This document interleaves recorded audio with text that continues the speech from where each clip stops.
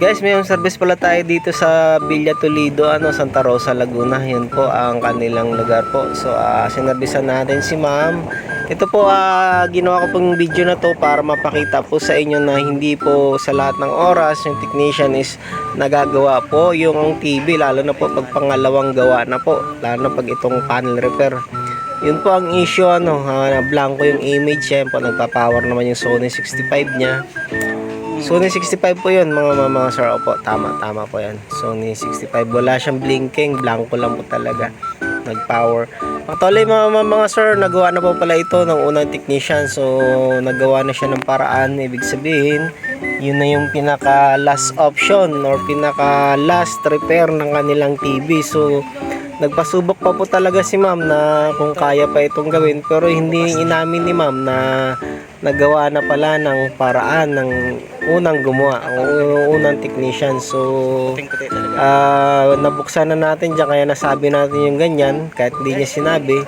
Nakita naman natin yung ebidensya sa loob na nagawa na pala nung unang technician. So yung pa mga sir, lagi kong sinasabi na 50-50 na magagawa pagka nagawa na ng ibang technician. Sinasabi ko kaagad yan sa inyo o sa mga customer na mag-inquire pa. So yun nga po, binuksan na natin. Normally po panel issue po yan, so nag-focus tayo dyan sa kanyang timing control board. Yun po yung kanyang timing control board, yun po nagko-control sa kanyang panel. So yun laging naman ginagawa is tape method na tinatawag. So yun pong tape method, kinakancel po yung sirang signal. Ito po, na-discover natin na may tape na pala siya. Yan po sa kanan na side.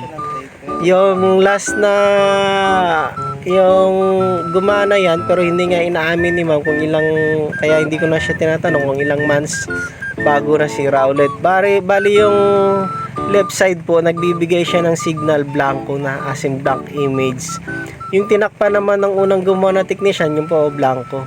Yung tinakpan naman ng unang gumawa ng technician, bar lines po yon. So hindi naman naisabi naman ni ma'am na dati siyang bar lines, pero hindi niya talaga inaamin na napagawa niya na pala sa ibang technician. So nagpa-second opinion naman siya. So siguro nagpa-second opinion siya para ma-sure talaga niya na panel na talaga yung sira. Yun po, ganyan siya, nag-double image po yan. Pahirap, medyo mabigat kasi. Napasensya na po kayo sa video na yan kasi wala po tayong cameraman. Pag nag-home service tayo lalo, kasi yun nga po, busy mga cameraman natin, mga busy mga helper natin. Ayun po, bar lines. So yun po mga sir, dapat nga po pag nag-home service kami sa inyo, dapat isa dyan sa signal na yan, left and right, meron tayong makuwang Sony. So yun na po ang nangyari dyan.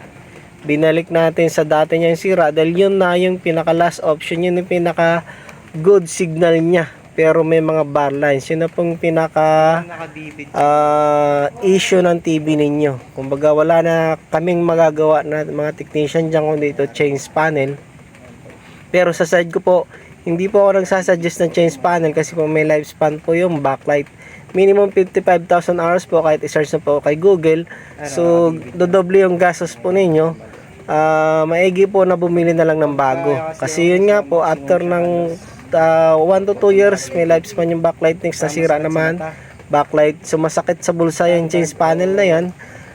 Umaabot po yan ng 20 plus. So next na mga sira naman, backlight naman. Sasakit lang po lang ulo nyo mga sir, promise po. Kahit sikanan mo yung panel ilalagay ng technician dyan, masakit pa rin sa bulsa. Tsaka wala na po halos warranty. Not like bumili po kayo ng brand new, 2 years yung warranty. So ito pong video na to, ginawa ko lang po ito para for tagging sa mga customer ko. Next kasi po tinatag ko nga po sila kung yun ba yung TV nila is kaya pag gagawin or hindi. Okay. So yun nga po mga sir, nag-home service pala tayo ng buong Calabarzon sa buong NCR po. PM na lang po. Maraming salamat po sa panonood. God bless us.